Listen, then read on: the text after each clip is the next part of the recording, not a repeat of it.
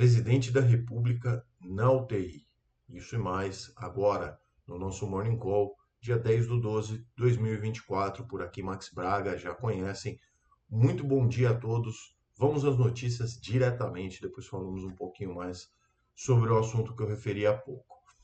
No México, então, cenário macroeconômico, tá? No México, o índice de preços ao consumidor registrou uma alta de 0,44% em novembro e acumulado já tem uma elevação de 4,55% nos últimos 12 meses. Na zona do euro, a confiança do consumidor segue em baixa. O índice lá recuou para menos 17,5 pontos em novembro, ficando abaixo das expectativas de mercado também. Aqui pelo Brasil, o novo Boletim Focus, que sai todas as segundas-feiras, revelou uma continuidade no aumento das expectativas de inflação. Tá? Então a gente tem realmente já precificados aí, até outras casas, né, bancos grandes, etc., falando aí em inflação bem mais alta para 2025-26, com taxa Selic também, tá? A mediana das projeções para 2025 subiu para 4,59, ultrapassando o limite de meta de inflação, tá? Além disso, as expectativas para 26 e 27 também avançaram, indicando uma deterioração da estrutura mais ampla. Por outro lado, a pesquisa apontou um aumento marginal nas expectativas de crescimento econômico para 24 e 25. Os agentes também revisaram as projeções para cima, né, para a taxa de câmbio, indicando que a manutenção de um real, né, da nossa moeda seguir depreciada é bastante grande e por um período mais prolongado, tá?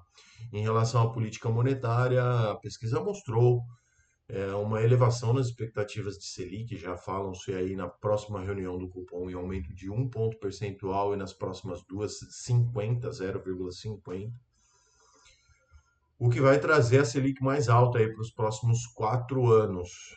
Isso por enquanto, tá? Sugerindo uma previsão de flexibilização monetária mais lenta. A conferir. Como eu sempre digo, né? Esse cenário muda muito rápido. Ações tomadas na direção certa são capazes de sanar isso de forma bastante efetiva. Cenário internacional de bolsas, então, vamos lá, falar das asiáticas, ficaram com resultados mistos, eu ia falar místicos. Japão subiu 0,22, Hong Kong 2,76, um grande avanço. Coreia do Sul recuou 2,78. Xangai, na China, encerrou estável ao 0,05 de queda. E lá pela Índia, aconteceu uma desvalorização de 0,21%. Na Europa, os índices também tiveram um desempenho misto. A Alemanha caiu 0,19. Na França avançou 0,72. Espanha recuou 0,50. Reino Unido teve uma alta de 0,72. O Eurostoxx, que reúne as maiores empresas da zona do euro, apresentou uma valorização de 0,15%. Nos Estados Unidos, os mercados acionários fecharam em queda ontem. O Dow Jones recuou 0,54, S&P 0,61 de queda e Nasdaq também teve uma desvalorização de 0,60. O Brasil encerrou o pregão de alta ontem, ao contrário da Bolsa Par Estados Unidos, valorização de 1% redondo aos 127.210 pontos.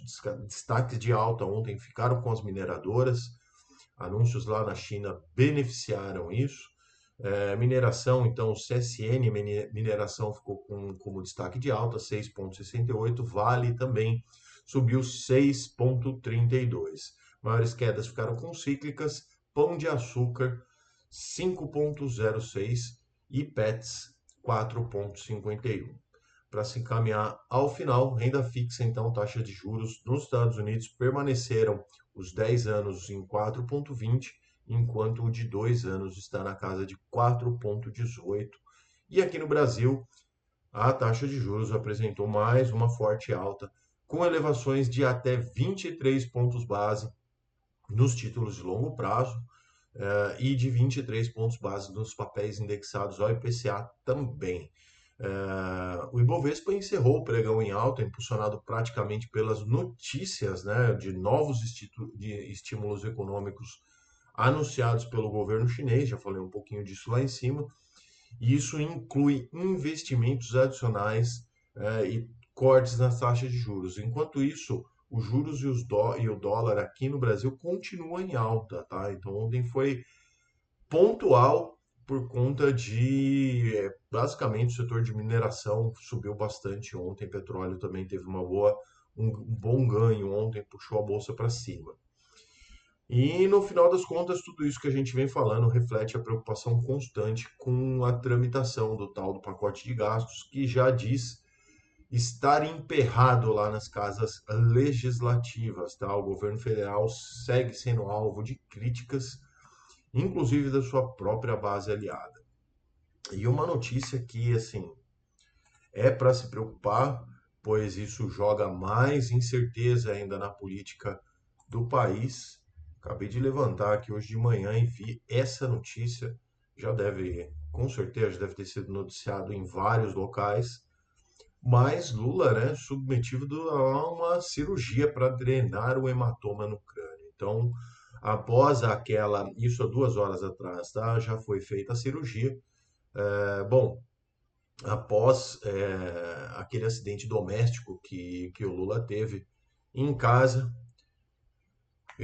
O boletim, né? Lula foi levado à unidade do hospital com dor na cabeça e foi realizada uma ressonância onde viu que constatou-se uma hemorragia craniana. Então, isso é decorrente ali ainda daquele acidente doméstico e agora esperamos mais novidades, né? Já foi feita a cirurgia, deve aparecer boletins médicos durante o dia.